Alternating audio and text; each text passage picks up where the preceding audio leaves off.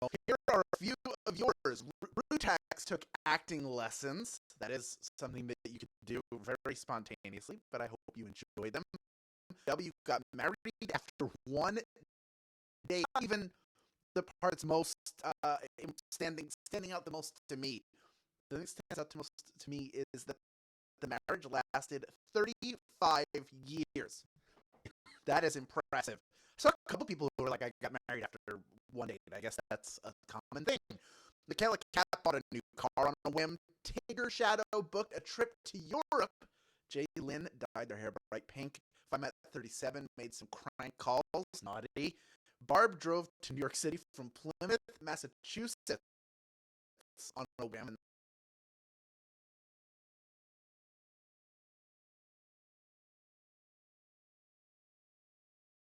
Cool, spontaneous trip.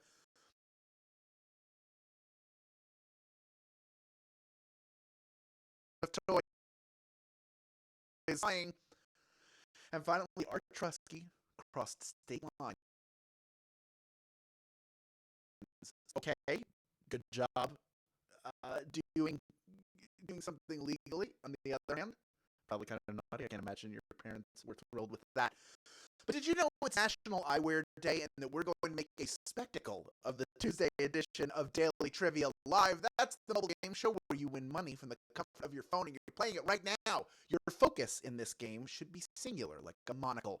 To win today's grand prize, and there it is, that is $1,000, and everyone can correctly answer these 10 multiple choice general trivia questions will split it.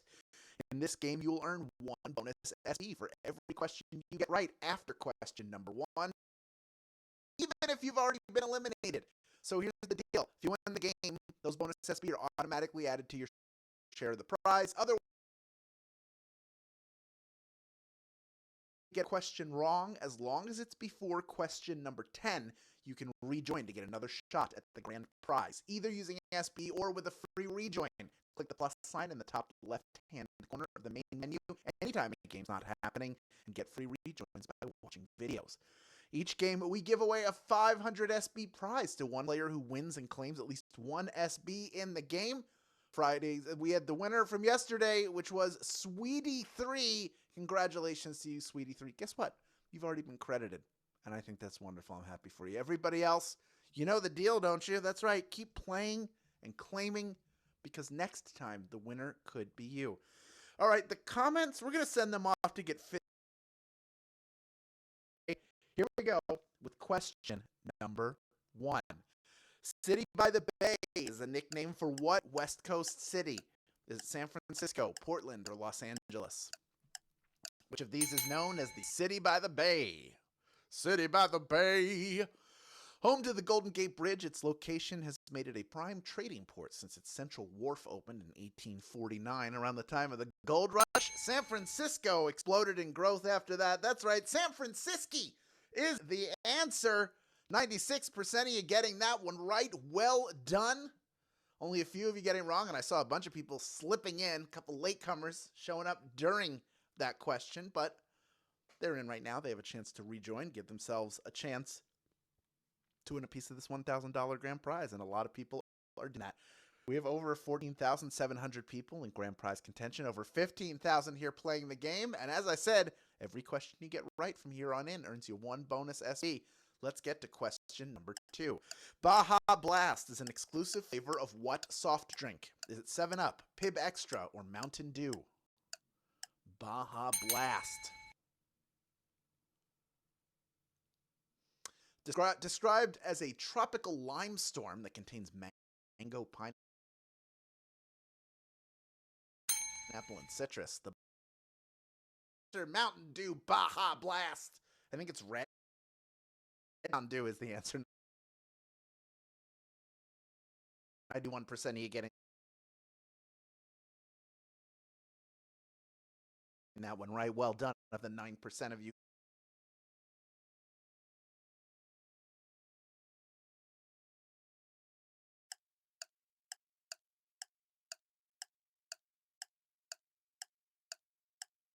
who got eliminated, Chuck Taylor's professional basketball players wore for a long time, which is insane given the fact that they have absolutely no ankle support. However, they're still very popular. Converse shoes. Converse is the answer. Chuck Taylor, an actual NBA player at the time, who helped suggest, like, hey, here's some ideas to make these shoes better. Maybe like the prototype for what Michael Jordan would become later on. 90% of you getting that one right, by the way. Of course, now Converse belongs to Nike. Nike purchased them. But it's still Converse, still in the brand. It's still in there. Of the 10% of you who are eliminated, most of you coming back in, over 2/3. Here comes question number 4, worth 1 bonus SB if you get it right. How many playing cards are there in a standard deck? Is it 66, 71, or 52? How many playing cards are there in a standard deck? Pinochle decks have a few less, but pretty much any other card game can be played using the 52 cards you find in every standard deck, including 52 pickup. That's a mean one. Pretty much everybody getting that one right. Well done. Now we're cruising. Everybody's in here. We're getting up to about 15,600 people playing the game, and the next question is on the way. It's question number 5, worth 1 bonus SB. The ship used as the HMS Interceptor in Pirates of the Caribbean, Curse of the Black Pearl also appears in what other movie? Is it Stardust, Star Trek Generations, or Master and Commander, The Far Side of the World? The ship's actual name is Lady Washington, which you know best from the Pirates of the Caribbean, but it was also used in the holodeck sequence at the beginning of Star Trek Generations. It was a ship also called the Enterprise, where they make Worf walk the plank. 16% of you getting that one. That was a brutal question. Master and Commander, Far Side of the World, a radically underrated movie. That is not the answer. I think all of those ships were pretty much they weren't using, I don't think, many actual ships in that film. Certainly they weren't using the Lady Washington. She's only appeared in a few films, but Pirates of the Caribbean's pretty good in the resume. Almost everybody who got that one wrong coming back in. We are moving on to question number 6. Halfway done with this one. This question worth 1 bonus SB if you get it right. Call Me Ishmael is the opening line of what classic novel? Is it Sense and Sensibility, Moby Dick, or Frankenstein?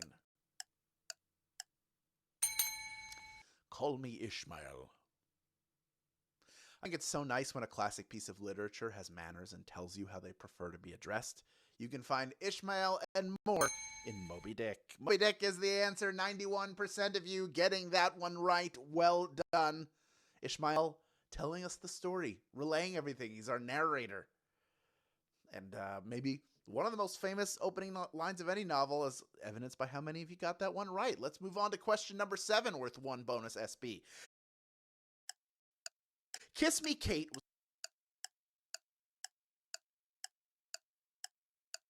The King and I. First was Kiss Me Kate, and then came this one. The 1940s and 50s gave us musicals that are still being mounted around the world and even being revived on Broadway, including the second ever.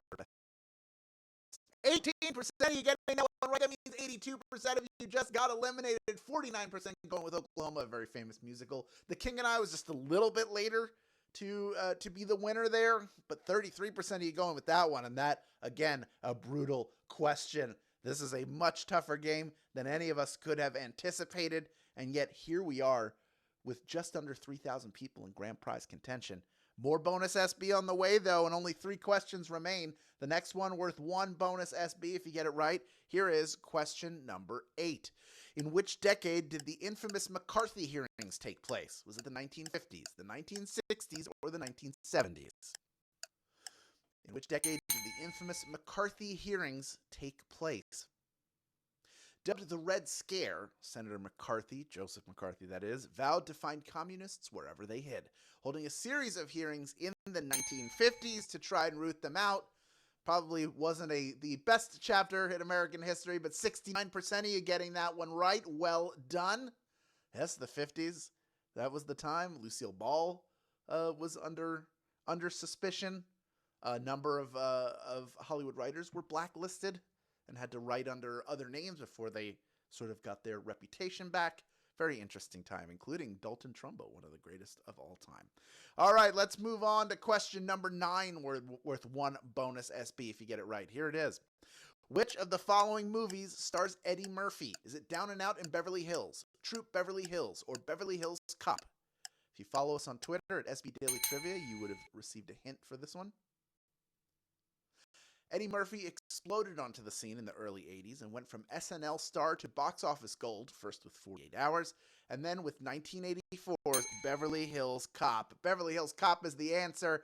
94% of you, 2,005 people have made it this far and are ready for our final question. And quick reminder, there are 2 ways to get SB from Swagbucks Daily Trivia outside of these delightful live games.